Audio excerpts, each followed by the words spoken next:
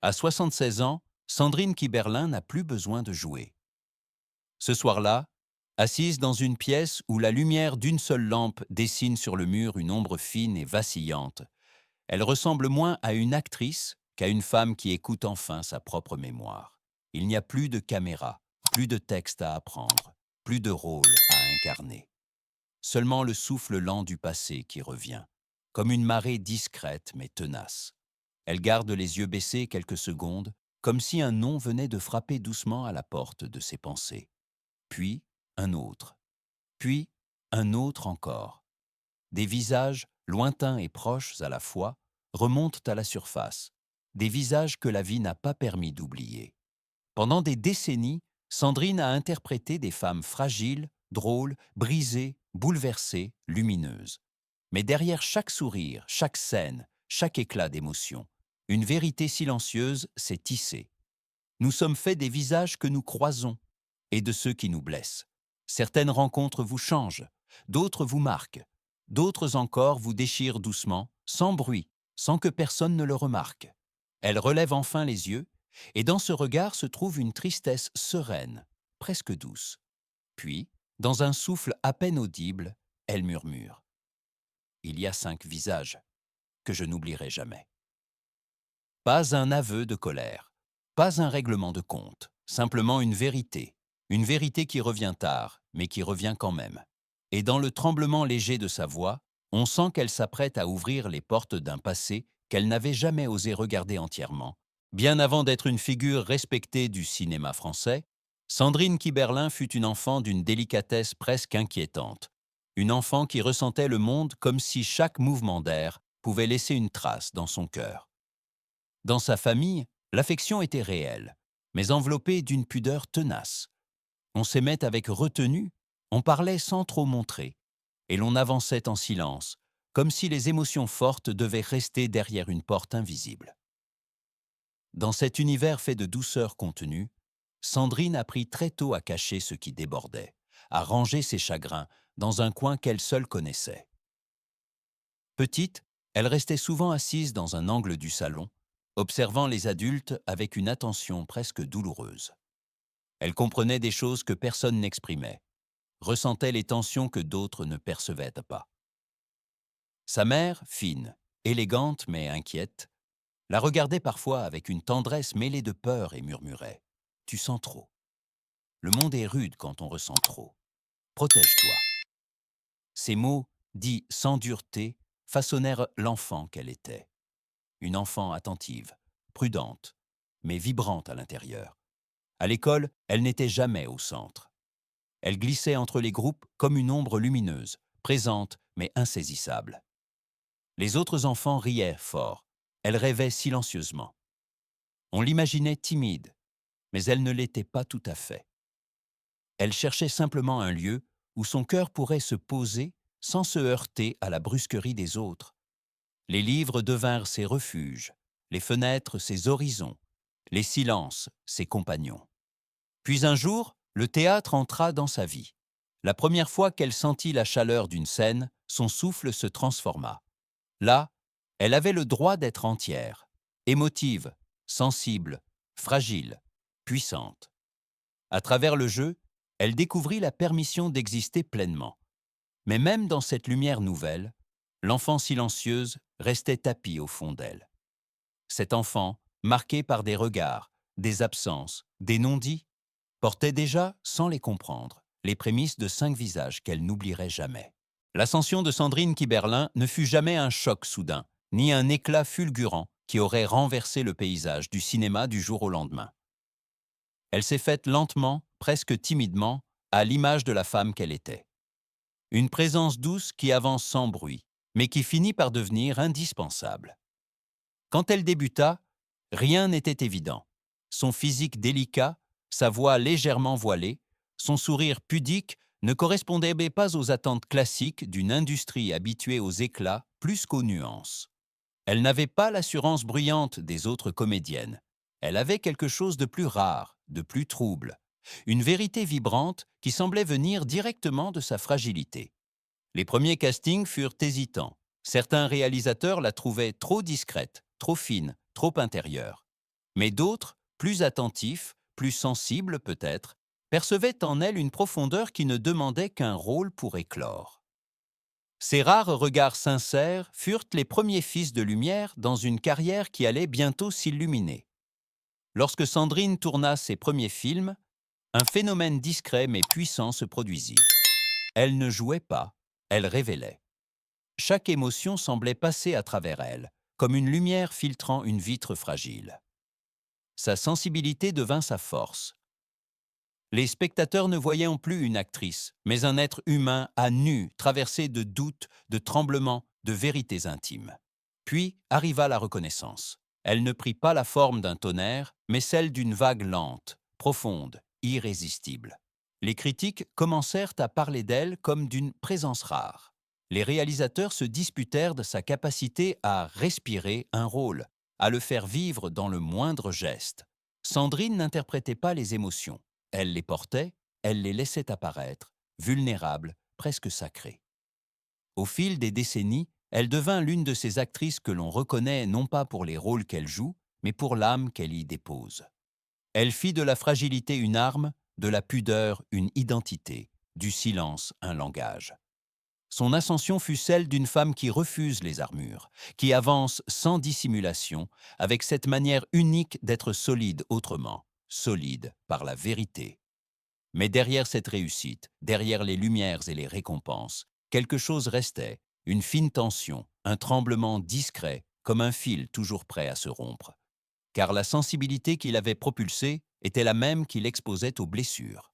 Et au cœur même de cette ascension si lumineuse, les premières fissures des 5 visages qu'elle n'oublierait jamais commençaient déjà à se dessiner. Derrière la lumière douce qui accompagna l'ascension de Sandrine Kiberlin, des fissures silencieuses s'étaient installées, presque invisibles pour le public, mais bien réelles dans sa vie intime. Car la fragilité qui faisait sa force à l'écran devenait, dans le quotidien, une exposition constante aux blessures. Et les premières ruptures apparurent sans bruit, comme des ombres qui gagnent du terrain quand la lumière baisse. La première rupture fut celle de la confiance. Sandrine, malgré sa pudeur, donne beaucoup quand elle croit à quelqu'un. Mais un jour, une personne très proche d'elle, un ami qu'elle considérait comme un frère, utilisa sa douceur contre elle. Il se servit de confidences qu'elle lui avait offertes dans un moment de faiblesse pour obtenir un avantage professionnel. Cette trahison ne fit aucun scandale. Elle fit pire. Elle fissura son intériorité.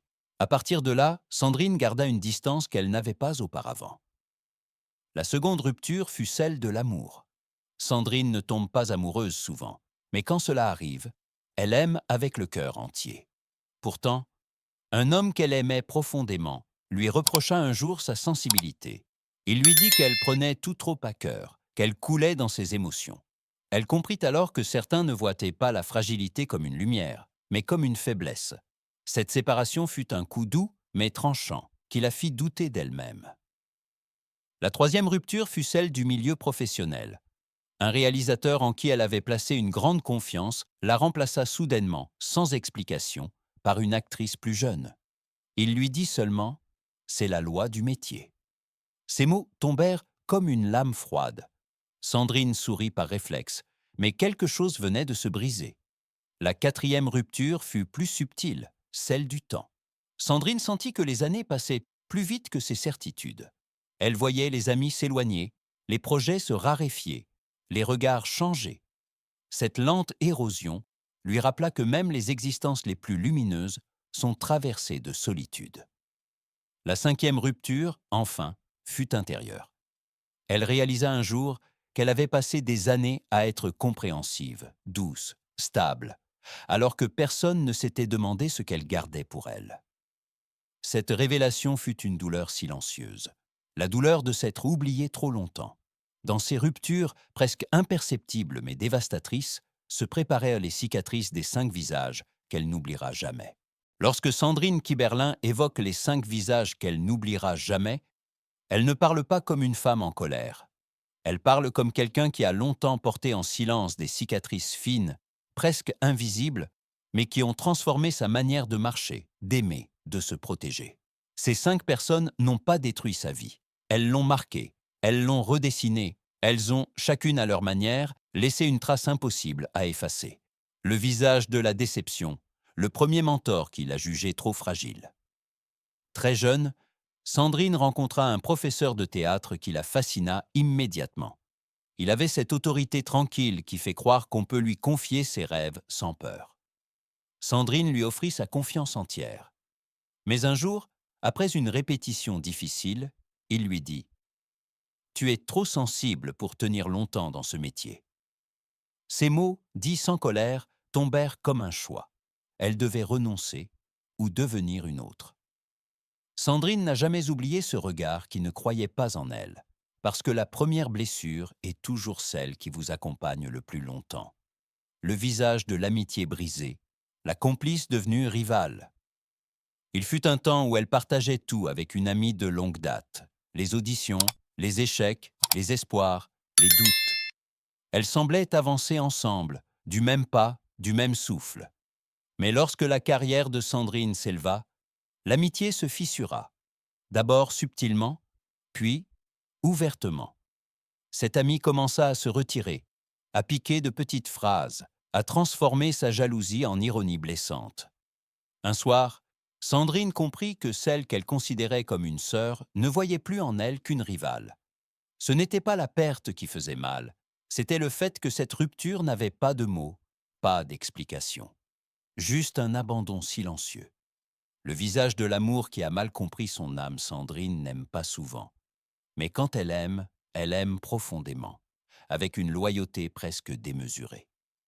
Un homme entra dans sa vie comme une lumière chaude. Elle crut en lui, en eux, en la promesse d'un peut-être qui devenait enfin possible. Mais cet homme ne comprit jamais sa sensibilité. Pour lui, elle dramatisa tout, ressentait trop, pensait trop. Il ne vit jamais la beauté derrière sa fragilité. Le jour où il la quitta, il lui dit simplement « Tu mérites quelqu'un de plus solide que moi ». Cette phrase, faussement douce, la brisa. Elle ne lui en voulut pas d'être partie, mais de n'avoir jamais essayé de la comprendre. Le visage du milieu, le réalisateur qui l'a remplacé sans un mot. Un réalisateur qu'elle admirait lui avait promis un rôle important, un rôle qu'elle pensait écrit pour elle. Elle le travailla pendant des semaines.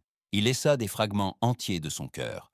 Puis un matin, elle apprit qu'elle était remplacée, sans explication, sans justification. « C'est le métier », dit-il dans un message froid. Mais ce qui la blessa le plus ne fut pas la perte du rôle, ce fut l'indifférence. Cette façon de la rayer d'une ligne, comme si sa sensibilité, son travail, son engagement ne méritaient même pas un regard. Le visage intérieur, celui qu'elle porte en elle-même. Le cinquième visage est le plus difficile à nommer, parce que c'est le sien. Celui de la femme qui a passé trop d'années à sourire pour rassurer, à se contenir pour ne pas déranger, à être douce pour éviter de décevoir. Elle s'est oubliée. Elle s'est trahie par excès de compréhension, par trop de patience, par une volonté constante d'être facile à aimer.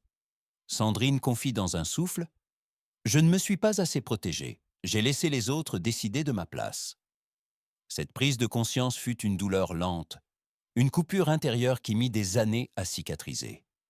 Mais c'est aussi cette blessure qui l'a libérée. Elle apprit à dire non, à se choisir, à poser ses limites, à ne plus s'excuser d'être sensible, à aimer avec sincérité, mais à ne plus s'offrir à ceux qui ne savent pas recevoir. Ces 5 visages ne sont pas des ennemis, ce sont des repères, des ombres qui l'ont obligée à devenir lumière, des cicatrices qui ont forgé la femme qu'elle est aujourd'hui, profonde, lucide, solide autrement. Une femme qui, malgré tout, continue de croire à la beauté des rencontres, mais qui a appris que certaines laissent des marques qu'on ne pourra jamais oublier. Lorsque Sandrine Kiberlin termine son récit, un calme étrange s'abat dans la pièce. Non pas un calme vide, mais un calme qui ressemble à une respiration profonde après des années de retenue. À 76 ans, elle ne cherche plus à embellir ce qu'elle a vécu, ni à masquer les traces invisibles laissées par ces 5 visages. Elle les regarde désormais comme on regarde une vieille cicatrice, avec un mélange de douleur, de lucidité et de tendresse. Les blessures qu'elle a portées si longtemps ne sont pas devenues des chaînes. Elles sont devenues des repères. Elles lui ont appris ce qu'elle accepte, ce qu'elle refuse, ce qu'elle mérite. Elles lui ont montré que la sensibilité, si souvent perçue comme un poids, peut être une force qui éclaire, une force qui protège, une force qui révèle. Sandrine ferme les yeux un instant. Dans ce geste, on voit à la fois l'enfant prudente, la jeune actrice fragile et la femme solide qu'elle est devenue. Elle sait qu'elle ne pourra jamais oublier ces 5 visages. Mais elle sait aussi que ce sont eux, paradoxalement, qui l'ont ramenée vers elle-même, vers sa propre voie, vers son propre centre. Le silence se resserre autour d'elle. La lumière décline encore. Tout devient plus doux, plus lent, plus vrai. Et dans ce dernier souffle, 2 questions semblent flotter, destinées à chacun de nous autant qu'à elle. Nos blessures les plus secrètes nous affaiblissent-elles? Ou nous ouvrent-elles enfin à notre vérité profonde? Et comment apprendre à avancer librement si l'on n'a pas d'abord accepté les visages que la vie a gravés en nous?